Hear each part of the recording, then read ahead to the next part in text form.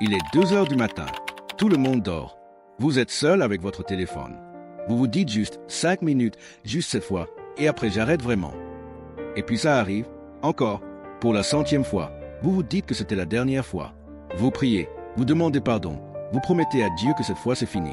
Et 2 jours plus tard, vous y retournez. Vous êtes un chrétien. Vous aimez Dieu. Vous voulez lui plaire. Mais il y a cette chose qui revient encore et encore et encore, et vous commencez à vous demander, est-ce que Dieu en a marre de moi? Est-ce que je suis vraiment sauvé si je continue à échouer comme ça? Est-ce que je vais être coincé dans ce cycle pour toujours? Si c'est vous en ce moment, cette vidéo va tout changer. Je m'appelle Nick et je passe beaucoup trop de temps à réfléchir sur pourquoi les chrétiens restent coincés dans des luttes qui les détruisent de l'intérieur alors qu'ils veulent désespérément en sortir. Et si vous êtes quelqu'un qui aime vraiment Jésus, qui veut vraiment vivre pour lui, mais qui se sent absolument impuissant face à cette lutte avec la pornographie, assurez-vous d'appuyer sur le bouton s'abonner et de mettre un pouce bleu à cette vidéo si ça vous aide. Parce que voici ce que je veux que vous compreniez dès maintenant. Vous n'êtes pas seul. Vous n'êtes pas le seul chrétien qui lutte avec ça. Et surtout, vous n'êtes pas condamné à rester coincé dans ce cycle pour toujours. Mais on doit parler de choses difficiles aujourd'hui. Des vraies choses. Pas les clichés qu'on entend dans les églises. Les vraies raisons pour lesquelles vous êtes coincé et le vrai chemin pour en sortir. Partie 1. La réalité choquante. Regardez, commençons par les chiffres, parce que je veux que vous réalisiez quelque chose d'important. Une étude de Barna Group en 2016 a montré que 64% des hommes chrétiens regardent la pornographie au moins une fois par mois. 64%. Et vous savez ce qui est encore plus choquant? 15% des femmes chrétiennes aussi. Mais voici ce qui est vraiment fou. Une autre étude a montré que 68% des hommes d'église, pas juste des chrétiens en général, mais des hommes qui vont activement à l'église, regardent la pornographie régulièrement. Laissez-moi répéter ça. 7 hommes sur 10 dans votre église luttent avec exactement la même chose que vous. Ce gars qui lève les mains pendant la louange, il y a 68% de chances qu'il lutte avec ça. Ce leader de groupe de jeunes, statistiquement, probablement, même certains pasteurs, et je ne dis pas ça pour être méchant, mais les statistiques montrent qu'environ 50% des pasteurs admettent avoir regardé de la pornographie dans l'année passée. Maintenant, pourquoi est-ce que je vous dis tout ça? Pas pour vous donner une excuse. Pas pour dire « tout le monde le fait donc c'est pas grave ». Je vous dis ça parce que l'ennemi veut vous faire croire que vous êtes seul. Que vous êtes le seul chrétien assez faible, assez pathétique pour ne pas pouvoir arrêter. Que si les autres chrétiens savaient, ils seraient choqués, dégoûtés, ils vous rejetteraient. C'est un mensonge massif. Et c'est ce mensonge qui vous garde coincé dans la honte et le silence. Partie 2. Pourquoi les méthodes traditionnelles ne marchent pas? Alors voici ce qui se passe typiquement. Vous luttez avec la pornographie. Vous allez voir votre responsable de groupe de jeunes ou votre pasteur, ou vous lisez un livre chrétien sur le sujet. Et on vous dit quoi? Prie plus. Lis ta Bible plus. Trouve un partenaire de redevabilité. Installe un logiciel de filtrage. Mémorise des versets. Demande pardon chaque fois que tu tombes. Et regardez, je ne dis pas que ces choses sont mauvaises. La prière, essentielle. La Bible, absolument. La redevabilité, importante. Mais voici le problème. Pour la plupart d'entre vous qui regardez cette vidéo, vous avez déjà essayé tout ça. Vous priez, vous lisez votre Bible. Vous avez peut-être même un partenaire de redevabilité. Vous avez installé Covenant Eyes ou un autre logiciel. Et vous tombez quand même. Encore et encore et encore. Pourquoi?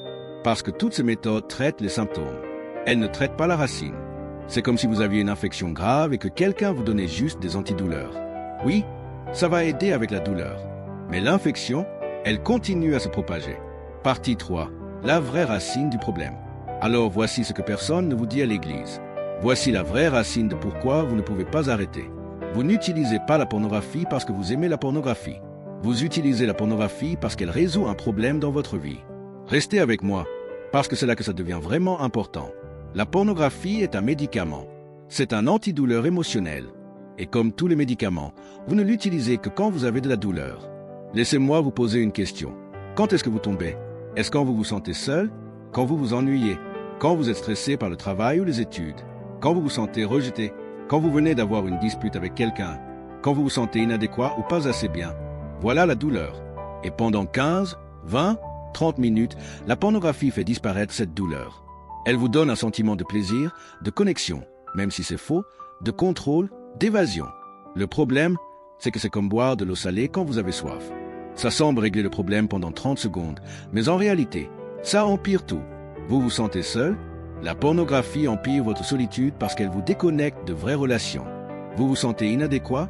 La pornographie empire ce sentiment parce que maintenant vous avez aussi la honte en plus. Vous êtes stressé? La pornographie ajoute du stress à cause de la culpabilité et de la peur d'être découvert. Partie 4. Ce que Dieu pense vraiment de vous. Et maintenant, la partie la plus importante. Celle que je veux vraiment que vous entendiez. Vous pensez que Dieu en a marre de vous. Vous pensez qu'il est déçu. Vous pensez que chaque fois que vous tombez, il secoue la tête et dit encore? Sérieusement? Combien de fois on va faire ça? Mais voici ce que dit la Bible. Et je ne parle pas de versets hors contexte. Je parle de la vérité centrale de l'Évangile. Romains 8, verset 1. Il n'y a donc maintenant aucune condamnation pour ceux qui sont en Jésus-Christ. Aucune. Pas un peu de condamnation. Pas de la condamnation si tu continues à pécher. Aucune condamnation. Vous savez pourquoi? Parce que Jésus a déjà payé pour tous vos péchés. Pas juste ceux d'avant que vous soyez sauvés. Tous. Passé, présent, futur. Il savait exactement combien de fois vous alliez tomber dans cette lutte et il est quand même allé à la croix. Mais Nick, vous dites, est-ce que ça veut dire que je peux continuer à pécher? Non. Et voici pourquoi. Ce n'est pas parce que Dieu va vous punir. C'est parce que le péché vous détruit. Littéralement. 1 Corinthiens 6, verset 18 dit que le péché sexuel est un péché contre votre propre corps. Vous vous faites du mal à vous-même. Vous détruisez votre capacité à avoir de vraies relations intimes. Vous recablez littéralement votre cerveau. Et ce n'est pas une métaphore. C'est de la neuroscience réelle. Dieu ne vous dit pas d'arrêter parce qu'il veut vous priver de plaisir. Il vous dit d'arrêter parce qu'il vous aime et qu'il ne veut pas vous voir vous détruire. Partie 5. Le cerveau. Parlons science pendant une minute parce que c'est important. Quand vous regardez de la pornographie, votre cerveau libère de la dopamine. Beaucoup de dopamine. Plus que presque n'importe quelle autre activité naturelle. Et votre cerveau adore la dopamine. Mais voici le problème, votre cerveau s'adapte. Si vous inondez régulièrement votre cerveau de dopamine via la pornographie, votre cerveau commence à avoir besoin de plus en plus de stimulation pour obtenir le même effet. C'est pour ça que les gens qui regardent la pornographie pendant des années finissent par chercher du contenu de plus en plus extrême. Ce n'est pas parce qu'ils sont devenus des monstres. C'est parce que leur cerveau a été recablé et a besoin de plus de stimulation. Et voici ce qui est terrifiant. Des études montrent que la pornographie affecte votre cerveau de la même manière que les drogues dures comme la cocaïne. C'est littéralement une addiction. Mais, et c'est la bonne nouvelle, le cerveau peut aussi se recabler dans l'autre sens. Ça s'appelle la neuroplasticité. Votre cerveau peut guérir. Mais ça prend du temps. Beaucoup de temps. Partie 6. Le plan concret pour s'en sortir. Ok, assez de théorie. Voici exactement ce que vous devez faire pour sortir de ce cycle. Et attention, parce que ça va être différent de tout ce qu'on vous a dit avant. Étape 1. Arrêtez de combattre juste le symptôme. La prochaine fois que vous sentez l'envie de regarder de la pornographie, ne priez pas juste « Dieu, enlève cette tentation ». À la place, demandez-vous « Qu'est-ce que je ressens vraiment en ce moment ?» Solitude, stress, ennui, rejet, anxiété. Identifiez l'émotion réelle. Écrivez-la si nécessaire. Parce que c'est ça le vrai problème que vous devez résoudre. Étape 2. Trouvez des solutions saines pour ces émotions. Si vous êtes seul, appelez un ami. Vraiment. Pas pour lui dire « je suis tenté », juste pour avoir une vraie connexion humaine. Si vous êtes stressé, allez courir. Faites du sport. Sortez de chez vous. Si vous vous ennuyez, ayez un plan. Une liste de choses productives que vous pouvez faire quand l'ennui frappe. La pornographie est une fausse solution à de vrais problèmes. Vous devez trouver de vraies solutions à ces vrais problèmes. Étape 3. Comprenez vos déclencheurs. Vous ne tombez pas au hasard. Il y a des patterns, des moments de la journée, des situations, des émotions. Peut-être que c'est toujours tard le soir quand vous êtes seul. Peut-être que c'est après une journée difficile au travail.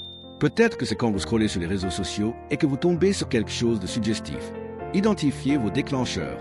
Et ensuite, créez des barrières avant d'arriver à ce point. Ne gardez pas votre téléphone dans votre chambre la nuit. Installez un logiciel de filtrage, pas comme solution unique, mais comme barrière supplémentaire. Supprimez les applis qui vous déclenchent. Étape 4. Construisez une vraie communauté. Voici la vérité. Vous ne pouvez pas gagner cette bataille seul. Vous avez besoin de vraies relations. Pas juste un partenaire de redevabilité à qui vous envoyez un message une fois par semaine. Je parle de vraies amitiés où vous pouvez être vulnérable, où vous pouvez dire « je lutte », où vous pouvez appeler à 2 heures du matin quand vous êtes tenté. Jacques 5, verset 16 dit « Confessez vos péchés les uns aux autres et priez les uns pour les autres, afin que vous soyez guéris. » La guérison arrive dans la communauté, pas dans l'isolement. Étape 5. Remplacez les mensonges par la vérité. Votre addiction à la pornographie est construite sur des mensonges. Le mensonge que vous avez besoin de ça pour être heureux. Le mensonge que vous ne pouvez pas vivre sans ça. Le mensonge que vous êtes défini par votre lutte. Le mensonge que Dieu est dégoûté de vous. Vous devez activement remplacer ces mensonges par la vérité de la parole de Dieu. Je suis une nouvelle création. 2 Corinthiens 5, verset 17. Le péché n'a plus de pouvoir sur moi. Romains 6, verset 14. Je peux tout faire par Christ qui me fortifie. Philippiens 4, verset 13. Il n'y a aucune condamnation pour moi en Christ. Romains 8, verset 1. Pas comme des formules magiques, mais comme des vérités que vous méditez, que vous laissez transformer votre façon de penser. Étape 6. Attendez-vous à un processus, pas à un événement. Voici ce que personne ne vous dit. La liberté n'arrive pas en un jour. Vous n'allez pas prier une prière et pouf, ne plus jamais être tenté. Vous n'allez pas lire un livre et être instantanément libre. La liberté est un processus. Ça prend des mois, parfois des années. Et il y aura des rechutes en cours de route. Mais voici ce qui est important. Chaque fois que vous résistez à la tentation, vous recablez votre cerveau un peu plus. Chaque jour de liberté rend le prochain jour un peu plus facile. Pas beaucoup plus facile. Juste un peu. Et au fil du temps, c'est un peu s'additionne jusqu'à ce que vous réalisiez un jour. Waouh, ça fait 2 mois que je n'ai pas lutté avec ça. Puis 6 mois, puis 1 an. Partie 7. La vérité sur la rechute. Et maintenant, la partie que tout le monde a peur d'aborder. Et si vous tombez à nouveau? Parce que vous allez probablement tomber à nouveau. Et quand ça arrive, voici ce que l'ennemi va vous dire. Tu vois, tu ne changeras jamais. Tu es pathétique. Tu as prié, tu as essayé et tu as encore échoué. Autant t'abandonner. C'est un mensonge. Voici la vérité. Une rechute ne signifie pas que vous êtes de retour à la case départ.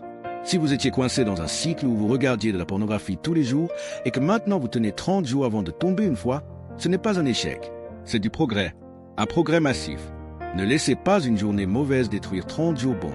Quand vous tombez, confessez immédiatement à Dieu. Pas dans la honte, mais dans l'honnêteté. Acceptez son pardon. Il est réel. Il est complet. Analysez ce qui s'est passé. Quelle émotion? Quel déclencheur? Ajustez votre stratégie pour la prochaine fois. Relevez-vous et continuez. La différence entre quelqu'un qui est libre et quelqu'un qui est coincé n'est pas que le premier ne tombe jamais. C'est que quand il tombe, il se relève plus vite. Partie 8, la vision d'une vie libre. Maintenant, je veux que vous imaginiez quelque chose avec moi. Imaginez vous réveiller le matin sans cette honte qui pèse sur votre poitrine. Imaginez pouvoir regarder les gens dans les yeux sans porter ce secret. Imaginez pouvoir adorer Dieu sans cette voix dans votre tête qui dit « hypocrite ». Imaginez être dans une vraie relation un jour, que ce soit un mariage ou une future relation, et pouvoir donner à cette personne la meilleure version de vous-même. Pas une version cassée et recablée par des années de pornographie. Imaginez pouvoir utiliser toute cette énergie mentale que vous dépensez à lutter, à cacher, à avoir honte. Imaginez pouvoir utiliser cette énergie pour poursuivre votre appel, pour servir Dieu, pour bénir les autres. Cette vie est possible. Elle est réelle. Et elle est disponible pour vous. Pas parce que vous êtes assez fort, mais parce que Christ en vous est assez fort. Alors voici ce que je veux que vous fassiez aujourd'hui. Premièrement, arrêtez de porter cette honte seul. Trouvez une personne, un ami mature dans la foi, un leader d'église, un conseiller, et soyez honnête. Aujourd'hui, pas demain. Aujourd'hui. Deuxièmement, identifiez votre plus grand déclencheur et créez un plan concret pour y faire face la prochaine fois qu'il arrive. Troisièmement, écrivez ce verset quelque part où vous le verrez chaque jour. Il n'y a aucune condamnation pour ceux qui sont en Jésus-Christ. Romains 8h1. Et rappelez-vous ceci, Dieu ne vous a pas abandonné. Il ne vous abandonnera jamais. Même quand vous tombez, même quand vous échouez, même quand vous avez l'impression d'être le pire chrétien du monde, il est là, les bras ouverts, attendant que vous reveniez. Pas avec déception, avec amour. Vous n'êtes pas défini par votre lutte. Vous êtes défini par celui qui vous a créé, qui vous a racheté et qui est en train de vous transformer jour après jour. La liberté est possible. Elle est réelle. Et elle commence aujourd'hui. Si cette vidéo vous a parlé, frappez ce bouton like et abonnez-vous parce que je publie régulièrement du contenu pour vous aider à grandir dans votre foi et à vivre la vie que Dieu a prévue pour vous. Je suis Nick, vous êtes aimé par Dieu et je vous dis à la prochaine. Abonne-toi